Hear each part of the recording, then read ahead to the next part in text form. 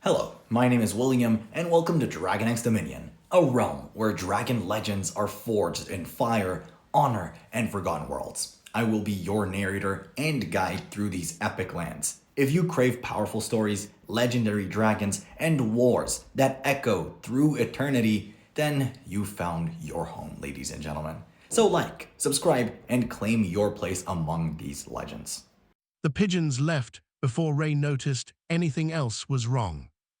He had been watching those pigeons for 3 years. They roosted in the cracked concrete above the overpass on Della Street, and they woke at the same time every morning, made the same noise, dropped from the same ledge in the same loose cluster. Ray knew their routine the way he knew his own. So when they scattered sideways instead of forward, rising fast and uneven like something had frightened them from below, he put down his cup and waited.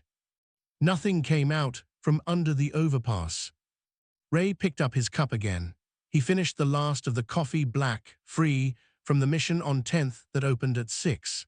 He rolled his sleeping bag with the same tight, even folds he had learned at 19 years old and had never stopped using. He shouldered his pack and started his morning walk. His circuit covered about 4 miles. First the bakery on Grove, where the overnight manager sometimes left a bag by the side door without making eye contact, which Ray respected. Then the library, which opened at 9 and had heat and did not bother him as long as he was quiet. Then back through the park to the soup kitchen on 5th for lunch. He had done this for 2 years. The city changed around him. His route did not. He noticed the shadow on the 3rd block. It was small, low to the ground, moving in his peripheral vision along the wall of the hardware store on the right side of the street. He stopped. It stopped. He walked again. It walked again. Ray turned around fully and looked at it. It was not a cat. It was roughly cat-sized, maybe a little longer, but the shape was wrong in ways his brain kept trying to correct and failing. The head was too large and the eyes were too far forward, and the color was something he did not have a good word for black that was not quite black, with something underneath it that caught the pale autumn light and gave it back as a faint purple. It had a narrow snout and 4 legs, and something folded flat against its back that Ray did not look at too long because it made his eyes feel strange. It sat down on the sidewalk and looked at him. Ray looked at it for a while, then he turned and kept walking. The sound of small clawed feet followed him. He walked faster, the feet kept pace. He stopped abruptly and spun around. The creature sat down again. It was watching him with large amber eyes. It did not look afraid. It did not look hungry. It looked, if anything, patient. Ray said out loud, "No." The creature blinked. He walked to the bakery. It followed him. He walked to the library. It followed him. When he went inside, it sat on the step outside the door and waited. When he came out 2 hours later, it was in the exact same spot, still sitting, still watching. An elderly woman walking past made a small frightened sound and crossed the street. A kid on a bicycle nearly went into a parked car staring at it. Nobody came to claim it. Ray went to the soup kitchen and sat at the far end of the last table with his tray. The creature had followed him inside somehow and sat next to his boot on the floor. Old Garrett, a large man with a white beard who always took the same seat by the window, craned his neck to look at it and said, "That a lizard?" "No," said Ray. "What is it?" "I don't know." "It yours?" "No." Garrett looked at it for another moment. "It thinks it's yours," he said, and went back to his soup. Ray ignored it through the meal. On the walk back to the overpass, the wind came in cold from the west and cut straight through his jacket. He did not notice. He was watching the creature walk. The way it moved was too smooth, too deliberate, not like an animal that was lost, like an animal that had somewhere to be and had decided that somewhere was behind him. At the overpass he set up for the evening. He spread the sleeping bag, weighted the corners against the wind with his boots, and sat against the concrete support column. The creature sat 6 feet away and watched him arrange everything. He said, "I don't have anywhere to put you." It made a sound, not a bark, not a meow, something lower, something that seemed to vibrate in the ground before he heard it in the air. It did not come closer, it just stayed there. The temperature dropped quickly after dark. Ray could see the creature's breath misting in the cold air. It had not moved. It was sitting in the open, fully exposed, and it was shivering. Ray sat with that for about 10 minutes. Then he dug his spare flannel shirt out of the bottom of his pack, the old one he kept for truly cold nights, and he tossed it across the concrete toward the creature. The creature looked at it. It stepped forward, sniffed it, and then, with a carefulness that seemed deeply familiar to Ray, the carefulness of something that had learned not to expect good things, it curled into the flannel and pulled it close with its front legs. Ray leaned back against the column. He said, "I'm not keeping you. This is just for tonight." The creature's eyes were already closing. The pigeons did not come back to that overpass ledge that night, but for the first time in a long time, Ray did not mind the quiet. 14 floors above the city, in an office that smelled like recycled air and old coffee, a government screen lit up red. The analyst on duty, a tired woman named Deborah, had been watching satellite thermal feeds for 3 hours and had found nothing unusual. Then the flag appeared, a small, moving heat signature with a biological profile that matched nothing in any terrestrial database. The flag had been automatically generated by a program that had been running quietly in the background for 8 months, since the Dravathi ships first appeared in orbit. The program was designed to find exactly this kind of thing. Nobody had seriously expected it to find anything. Deborah stared at the screen, then she picked up the phone. Ray did not know about the flag. He was at the library. He had started bringing the creature inside with him on the second day, tucked under his arm like a rolled-up jacket. Nobody at the front desk said anything. He suspected they were afraid to.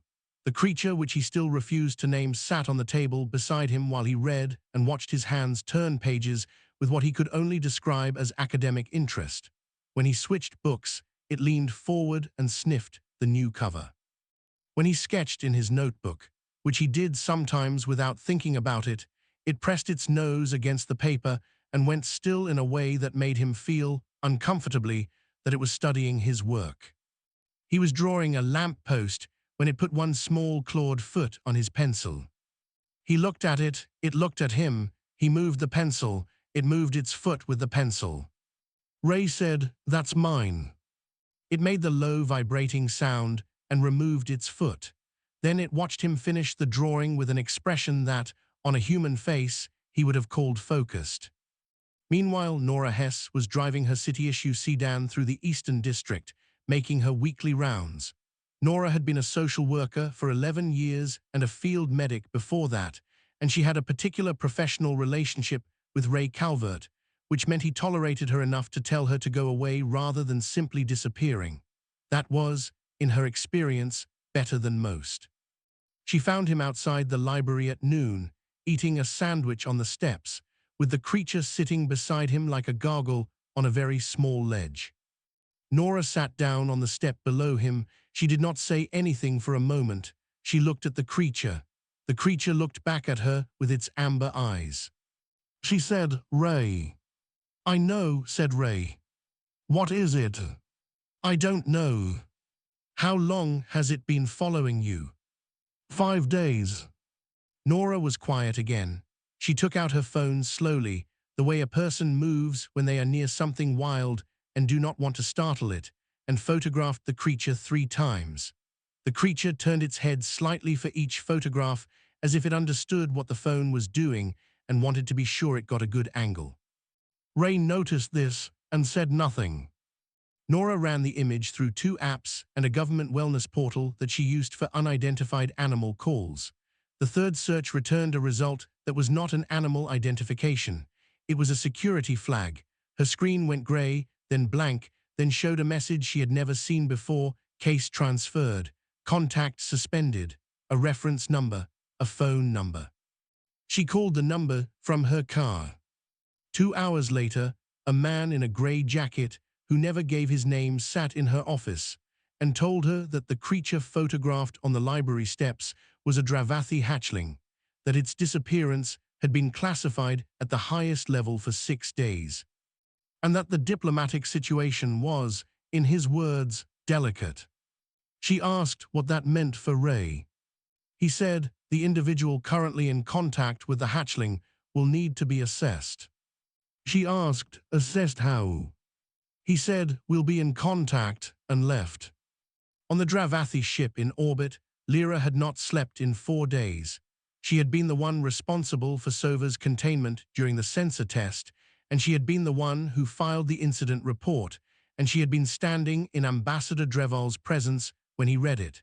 She did not want to repeat that experience. But she had found something in the behavioral archives that changed the shape of the problem entirely.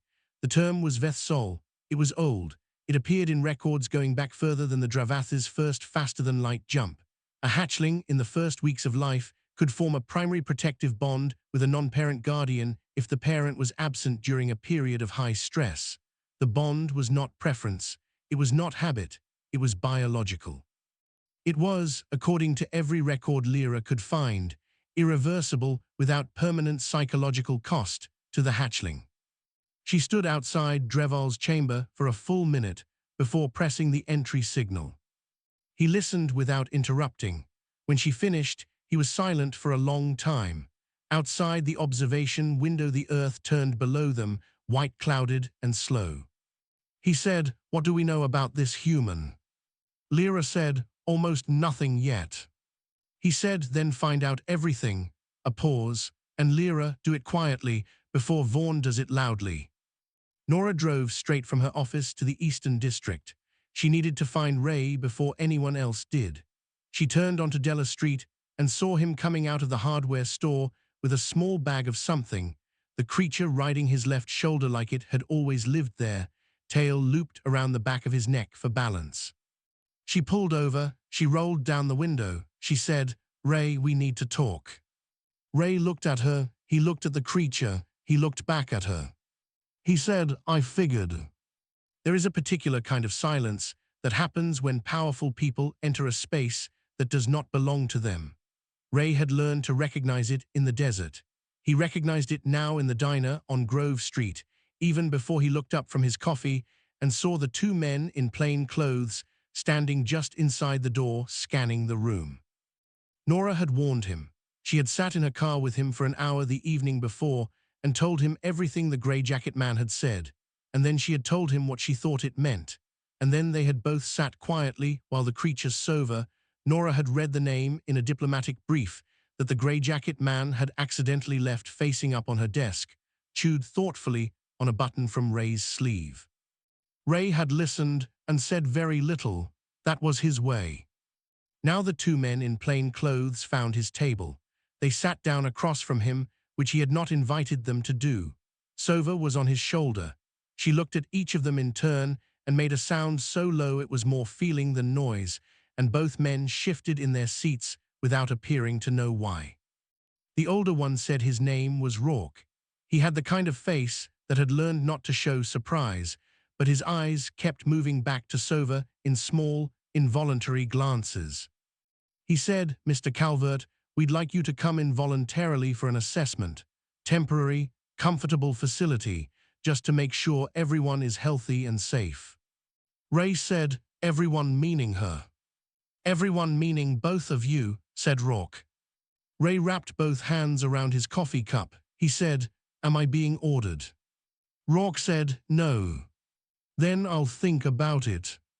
We'd appreciate a quick decision, Mr. Calvert. The diplomatic situation." "I know about the diplomatic situation," said Ray. Rourke stopped. He looked at Nora, who was sitting beside Ray and had apparently decided to make that position very clear to everyone in the room. The second man had not spoken. He was watching Sova with a different expression than Rourke, less managed, more honest, something like wonder. Sova had turned on Ray's shoulder and was looking directly back at him. The man said, quietly and apparently by accident, "She's incredible." Ray looked at him. He said, "Yeah." 3 days later, Nora had arranged a video call. She had negotiated for it to happen at the diner, at Ray's table, with no other government personnel in the room. Rourke had agreed to this because General Okafor had told him to agree to it, and Okafor had agreed to it because the Dravathi side had, for the first time since negotiations began, made a request that was personal rather than diplomatic. The screen was a tablet propped against the sugar dispenser. When the connection opened, Ray found himself looking at a face that was not human in any way he could smooth over or rationalize. Ambassador Drevol was enormous even through a screen. His scales were copper and deep brown, layered like old armor. His eyes were the color of lit coal, and they were very still and very focused.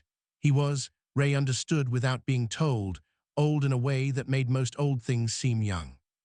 Drevol looked at Ray for a long moment. Then he said, in careful and exact English, "You are a warrior who has been discarded by his people." Ray did not flinch. He said, something like that. "You have been living without shelter and support for how long?" 2 years. Drevol was quiet. He looked at Sova, who had raised her head from Ray's collar and was watching the screen with her ears forward and her whole body slightly taller, the way she got when she was interested in something. Drevol said, "She looks well." Ray said, "She eats, sleeps, follows me everywhere. I don't know if that's well or not, but she seems fine."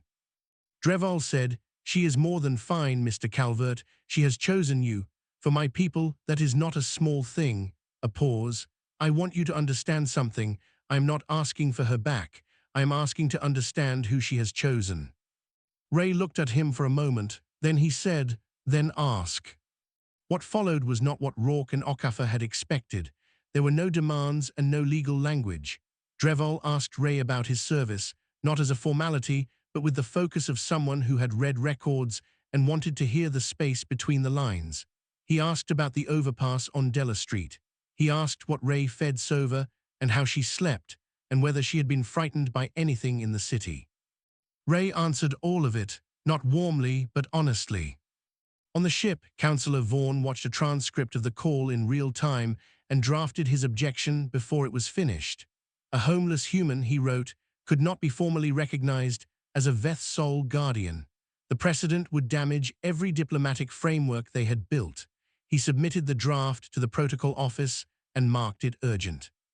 2 decks below, Lyra received Ray's first notebook sketches, scanned and transmitted by Nora. She opened the file and found 23 drawings, pencil on rough paper, clean lines, no wasted marks. Every one was of Sova. The proportions were exact. The details were things Lyra herself had to look up in medical files to confirm. She sat with them for a long time. Then she walked them to Drevol's chamber and slid them under the door. Outside the diner, the sky had gone the color of old iron. The first cold front of the season was moving in from the west. Ray stood on the sidewalk, Sova on his shoulder, and looked at the clouds. He had felt weather change before it arrived his whole life. This one felt heavier than usual. Snow came early that year.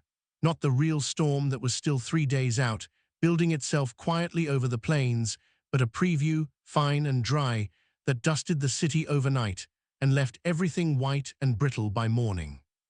Nora had arranged a spot at a city shelter for Ray. She had framed it carefully because she knew Ray, which meant she had not framed it as help for him. She had framed it as necessary for Sova. The hatchling had been showing signs of cold stress, slightly slower, sleeping longer, pressing tighter against any source of warmth. Ray had listened and said nothing, and the next day he moved to the shelter without telling Nora he was going. She found out from the front desk and felt something she recognized as relief. The shelter was called Della House, which Ray thought was too close to Della Street for comfort, but the beds were inside and the heat worked. He took a bunk at the far end of a room with 11 other men, facing the door the way he always faced doors, and he put his pack under the bed and sat on the edge of it. A voice from the next bunk said, "I heard you were dead, Calvert." Ray looked over. The man in the bunk was older than Ray, heavyset, with a grey stubble and a small scar across one eyebrow. Ray looked at him for a second and said, "Poorly." "Yes," said Poorly, "poorly." He was looking at Sova, who was sitting on Ray's knee watching the room with the steady patience she gave to everything new. "What is that?" "Long story. We got time." They did not tell the whole story that night. They did not need to. Paulie had been in Ray's old Unit 3 rotations back, not the last one, not the one that had ended things, but close enough that he knew the shape of it. He knew the name of the co. He said it once, and Ray's expression did what it did, and Paulie did not say it again. What Paulie said instead was, I heard what happened, I mean what actually happened, not the report. He looked at Ray. I heard you got 6 people out of a position that should have been unsurvivable. Ray said, 7. Paulie was quiet. Right, he said, 7. Neither of them said anything for a while. Sova had curled up on the blanket between them and gone to sleep. Paulie watched her breathing the slow, even rise and fall and said, she really an alien? Apparently. Huh, said Paulie, and after a moment, she picks good company. Meanwhile, the diplomatic traffic between the Dravathi ship and the Geneva liaison office had increased by an order of magnitude in the past 48 hours. Councillor Vaughan had submitted 3 formal objections, each longer than the last, each making the same central argument. The Vethsol bond had not been certified through proper Dravathi channels, and therefore it had no legal standing, and therefore the hatchling should be returned to the ship. Dreval had not responded to any of them. He had instead been reading. Lyra had compiled everything available about Ray Calvert's service record, the incident report, the cover-up, the discharge, the 2 years of civilian records which were mostly absence, a gap where a person should have been. He had read it 3 times. He had also looked at the notebook sketches again, pinned now to the wall beside his desk in a row, each one precise and quiet and completely without self-importance. Lyra came in and found him looking at them. She said, Vaughan is going to escalate to the Geneva Council. Dreval said, let him. Lyra said carefully, you are certain about this? Dreval turned from the sketches. Lyra, in 400 years of diplomatic service, I have met many people who were told they did not matter. Most of them eventually believed it. He looked at the drawings. This one never stopped watching, never stopped drawing, never stopped walking his route, caring for the people on it, surviving. He turned fully to face her. And then a lost hatchling walked up to him in the street, and instead of leaving her, he threw her his only spare shirt. He said it the way he said things he had decided. He matters. Back at Della House, Ray was outside in the thin snow on his phone, Nora's old spare, which she had given him 2 weeks ago. Lyra had been sending him information packets about Sova, what she could eat, what temperatures were dangerous, what sounds meant what. Ray had been sending back the sketches. The exchange had become daily. Tonight Lyra had sent a message that was not a care packet. It said, we want you to know that the formal challenge to your guardianship has been filed. Dreval has not supported it, but it exists. We thought you should know from us, not from the government. Ray read it twice. Then he typed back, understood, she's fine, ate half a sausage this morning and tried to steal my pencil again. Lyra read the response in her cabin and laughed for the first time in 2 weeks. Ray went back inside. Paulie was asleep. Sova had relocated from the bunk to the inside of Ray's jacket, which she had begun to treat as her personal property. He lay down on his bunk, stared at the ceiling, and listened to the wind picking up outside. The weather alert on the shelter's wall panel had changed. It was no longer a watch. It was a warning. Projected snowfall overnight, 8 to 14 inches, temperatures dropping to dangerous lows by midnight. Ray thought of Garrett, who never came to shelters because he said the cots hurt his back. He thought of Bex, a young woman who slept near the river in a tent she had found behind a sporting goods store. He stared at the ceiling for a while longer. He told himself they would be fine. He did not entirely believe himself. At 11 at night, the storm stopped being weather and became something else. Ray had been watching it through the shelter window for an hour.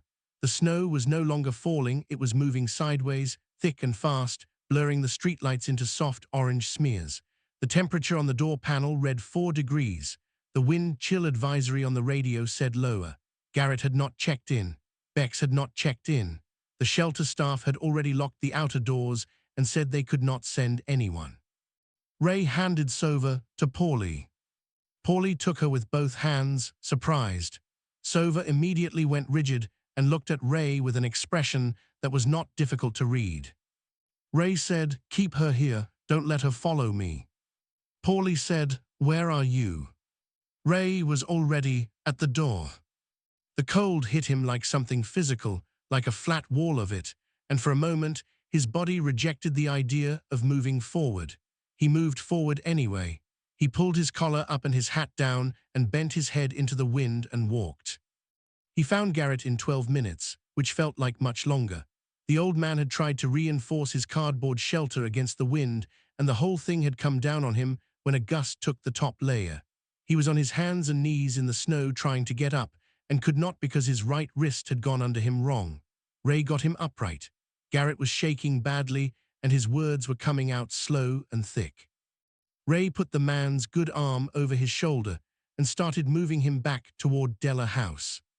He was 2 blocks from the shelter when he realized he could not see the street signs.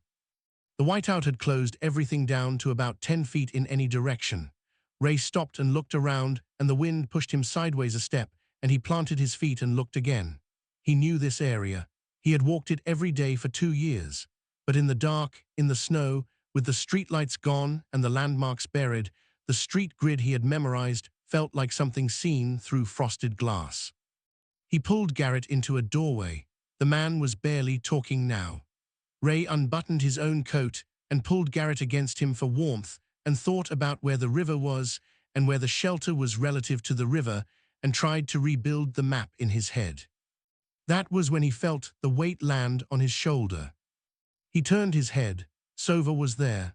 She had snow on her scales and her eyes were very bright, and she was making the low vibrating sound, but stronger than he had ever heard it, deep and steady, and he felt it move through his chest like a second heartbeat. He said, "Poorly." She pressed against the side of his neck, and the warmth hit him like stepping into a lit room. It was not like touching a warm object. It was deeper than that, the kind of heat that reached in and found the cold places in the bones and pushed back against them. Ray went still. Garrett made a sound beside him, a short, surprised sound, and some of the shaking slowed. Ray looked at Sova. She looked back at him, and the light in her amber eyes was doing something he had never seen, pulsing, slow and regular, like something working hard with great focus. She had done this on purpose. She had come out in the storm on purpose to find him. She was using whatever she had in her body to keep him warm because she understood somehow that he was in trouble. He put his hand against her side carefully and felt the heat coming off her like a held coal. He said very quietly, "Okay." He looked up. Sova turned her head to the left. He looked left and saw nothing. She turned it again, more deliberately. He thought about what Lyra had written about Dravasi hatchlings in her information packets, how they navigated by heat signature, could read thermal gradients the way humans read landmarks. He went left. 40 seconds later, he nearly stepped on Bex. She was face down in the snow in the gap between 2 parked cars, unconscious, still in her summer tent coat that was not built for this. He dropped to his knees and turned her over, and she was breathing barely. He could not carry 2 people. He took off his coat and covered Bex with it and looked at Sova and said, "Heat." She moved to Bex immediately without hesitation and pressed against the woman's chest, and the pulsing light in her eyes kept going. Ray got Garrett moving again. He came back for Bex in 60 seconds with Paulie, who had apparently followed him, which he would argue with Paulie about later. They got both of them to Della House. The staff brought blankets and a medical kit, and someone called an ambulance. In orbit, Lyra had seen the thermal signature, one small, burning point of heat in the middle of the storm, stationary, holding steady. She had called Dreval immediately. He had come to the monitor room in his sleeping robe and stood watching the screen in silence. He said, "Deploy the emergency shuttle." Vaughn said, "Ambassador, we have no clearance to land on Earth outside the diplomatic." Dreval said, "Deploy it." The Dravasi shuttle came down through the storm silently. It landed in the park across from Della House in a circle of blown snow. Lyra was on it. She walked into the shelter with 2 of the rescue crew and found Ray sitting on a bench in the entry hall. Garrett was wrapped in a blanket beside him. Bex was on the floor with a medic. Paulie was making coffee in the corner. Sova was on Ray's chest, still glowing faintly, pressed flat against him. Ray looked up at Lyra. He said, "I was going to be back inside in 20 minutes. Lyra looked at him for a moment. Her voice came out less steady than she intended. "I know," she said. "The ambassador wanted to be sure." When they transferred to the shuttle for medical checks, Drevol was on board. He had not left the ship since negotiations began. He had never set foot on Earth. He was sitting in the small medical bay in his formal robes, with snow on the shoulders from the walk across the park, and when Ray came through the door, he rose. Ray stopped. Drevol looked at him for a long moment. Sova, on Ray's chest, raised her head and looked at Drevol and made a sound, not the low, vibrating one, something different, something brighter. Drevol said, "My people have a word, Drevsol. It means a guardian who proves their worth through action in the face of death." He was quiet for a second. "It has been given to a non-Dravathi twice in 400 years of our history." He held Ray's eyes. "I am asking your permission to make it 3. Ray looked at him. He looked at Sova, who was watching him with the same focused, patient attention she had given him from the first day on the sidewalk. He said, "I just didn't want anyone to freeze to death." Drevol said, "Yes, that is precisely why." Outside, the storm was still going. Inside the shuttle, it was warm and bright and entirely still. Somewhere above the clouds, the diplomatic channels were already lighting up with Vaughn's objections. Nobody answered them for the rest of the night. Nobody planned for the story to get out. 17 people in Della House shelter had watched through the windows when the Dravathi shuttle came down through the blizzard. By morning, 12 of them had told someone. By the next morning, those someones had told other people. Within 4 days, the headline existed in 14 languages, and 2 of them had photographs of the shuttle impression in the snow in the park across the street, which looked like a large flat oval surrounded by a ring of blown-out footprints. The story that spread was not exactly accurate, but it was not exactly wrong either. Homeless veteran, alien dragon baby, blizzard, alien ambassador leaves ship for the first time. That part was accurate. The rest was approximately true. Ray read about himself in the library, the same seat he always took, third table from the window. He read one article, then a second, then closed the browser and sat with his hands flat on the table for a minute. Nora arrived at the library at noon, which Ray had expected. She sat down across from him and did not say anything for a moment, which he also expected. She said, "How are you doing?" Ray said, "I'd like it to stop." She said, "I know, I'm working on it." A pause. "General Okafor's office has been calling. The Dravathi diplomatic compound has been calling. The mayor's office has been calling." Ray said, "Tell them all I'm busy." Nora looked at him. She said, "Ray, you have to talk to somebody eventually." "I know," he looked out the window. "I just want to make sure I'm talking about the right things." What Ray wanted was small. Nora had expected that she had known him long enough, but it still stopped her for a moment when he laid it out. He wanted Garrett's hospital bills covered. The old man's wrist had required surgery and 2 nights in the hospital, and he had no insurance.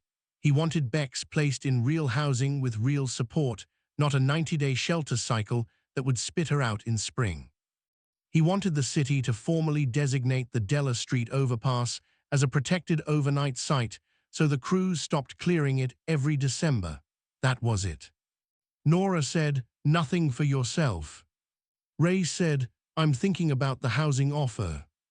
That was more than he had said last month. Nora wrote it down before he could change his mind. When she relayed Ray's requests to Okafor and to Drevol's office separately, both of them went quiet for a moment in a way that meant something. Okafor said he would make the calls on Garrett and Bex personally. Drevol's response came through Lyra. The ambassador had said only 4 words when he heard what Ray had asked for. The words were, "Of course he did." The ceremony was small and private. Ray had made that a condition. No press, no cameras, no speeches from anyone who was not directly involved. It was held at the new Dravathi compound on the edge of the city, which smelled like warm stone and something faintly mineral that Ray associated now with Sova. The attending Dravathi stood in a formal half-circle. Vaughn was at the far left. He stood straight, and his expression gave nothing away. Nora had helped Ray find clean clothes. He was wearing a dark jacket he had bought from a second-hand shop and his best boots, and he had trimmed his beard. He looked, she thought, like a person who had decided to show up as fully as he knew how. Drevol conferred the Drevsol honorific in the Dravathi formal language first, then translated it himself in his careful English.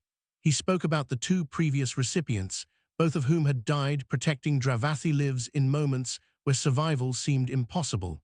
He did not say Ray's name again until the very end, and when he did it was quiet and direct and carried nothing extra. All of the Dravathi bowed, including Vaughn, who did it stiffly and exactly once, but did it. Afterward, Lyra found Ray standing near the compound wall, Sova on his shoulder, both of them looking through a long window at the city below the hill. She said, "I've been thinking about your question from last week, about why she chose you." Ray said, "You don't have to answer it."